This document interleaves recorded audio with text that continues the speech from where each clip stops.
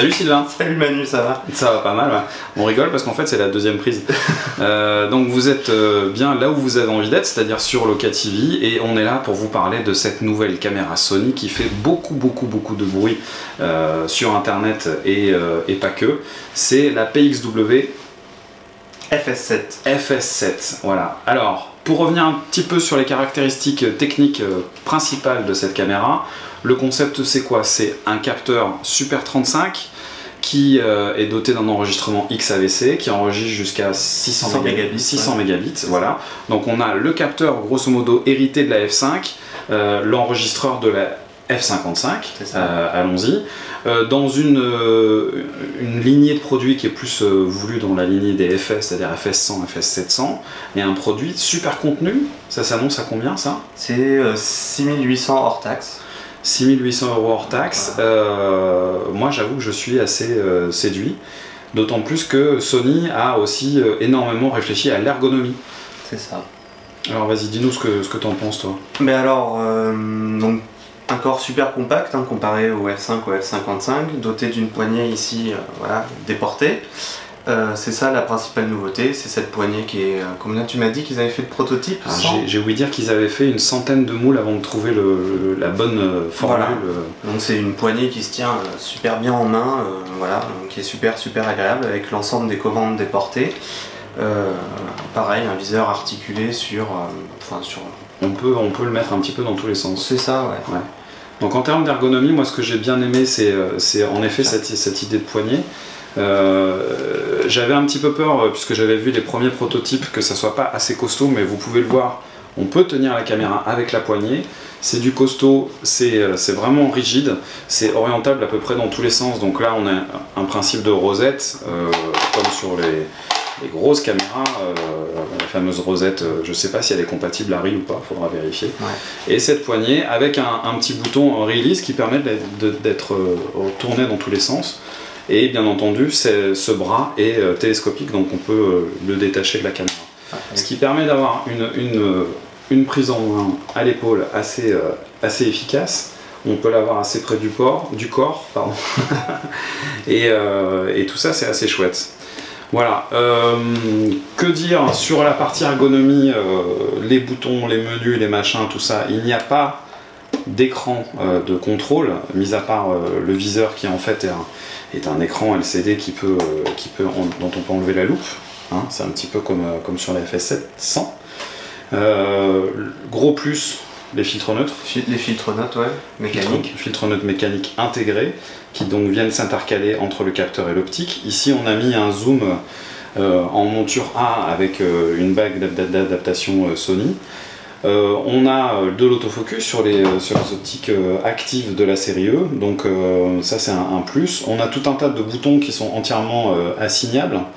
On a des accès à des fonctionnalités en direct qui sont assez intéressantes. Donc j'aime bien le coup de la petite trappe qui permet en effet de protéger un petit peu les boutons vu qu'on va l'avoir contre la tête, contre l'épaule. Pour l'enregistrement audio, donc ça c'est assez intéressant. Et même ce que tu dis contre le truc, moi ce que j'apprécie c'est qu'ils ont tout misé sur la sécurité. Il y a un petit bouton hold sur le côté qui permet de bloquer tous les accès, pareil sur le dessus, et ça on peut vraiment pas appuyer sur des boutons par erreur, quoi. Ça c'est vrai que c'est assez bien pensé.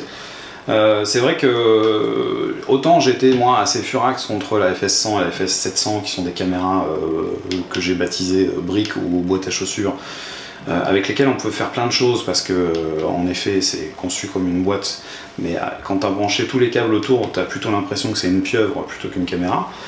Autant sur celle-là j'avoue qu'il y a une vraie réflexion ergonomique et c'est vraiment ce qui me plaît. Autre truc dont on n'a pas parlé, c'est ce nouveau support d'enregistrement. Donc c'est des cartes QXD série G qui enregistrent jusqu'à 400 mégabits seconde. C'est un peu moins cher que les cartes SBIS, donc ça c'est assez intéressant. C'est tout petit, c'est à peine plus gros qu'une carte SD. Et c'est un nouveau format, donc il va falloir par contre acheter des nouvelles cartes. Ça fait un peu pas super plaisir. Pas super plaisir. Ouais. Mais bon, ça a l'air d'être un format assez robuste et qui va rester dans le temps. Autre chose dont on n'a pas parlé, c'est que pour l'instant, on peut donc lui mettre des batteries standards de chez Sony les fameuses BPU 60 et consorts avec des différentes capacités, mais on va pouvoir très rapidement mettre un enregistreur externe, un nouveau module. Alors on va pouvoir enregistrer en RAW via l'enregistreur RAW Sony. Sony c'est RX5. Encore un nom barbare, j'en sais rien. Désolé, mais tant de poésie me trouble, et du coup j'ai du mal à noter les références des produits.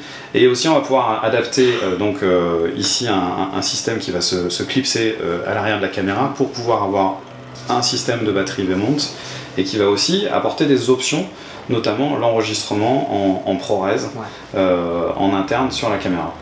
Voilà. Des fonctions haute vitesse. 180 images par seconde en Full HD. Ça c'est assez intéressant.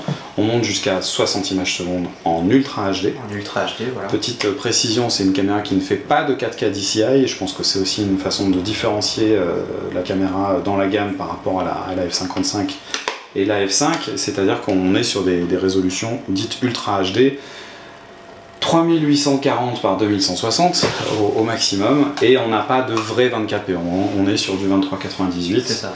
Et toutes les gammes de fréquences PAL ou NTSC. Ouais, elle n'est pas zonée. Elle n'est pas zonée, ça c'est par contre c'est plutôt très intéressant.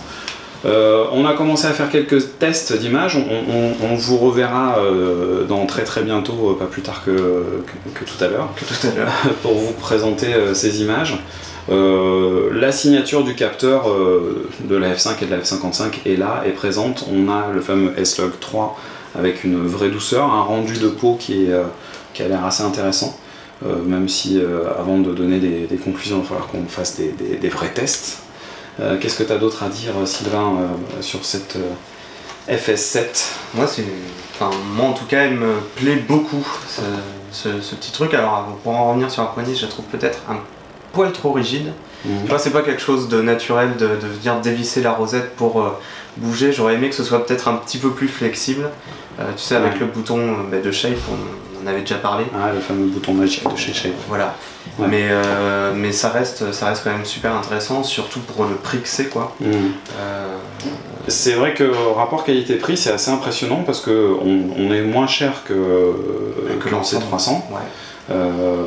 Et on a quand même du 4K avec un codec interne qui est vraiment assez costaud. Moi je avoue que depuis quelques temps, depuis qu'on l'utilise, et on l'utilise de plus en plus, le XAVC, c'est quand même donc une déclinaison du H264, on le sait, qui est assez intéressante.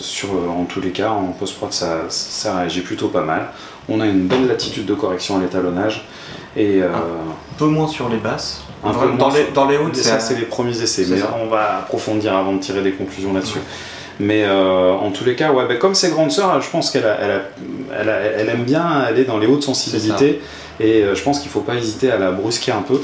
Notre ami Thomas Jacquet avait décrété qu'il fallait poser la F55 à plus de 2000 ISO pour avoir une texture intéressante. Voilà.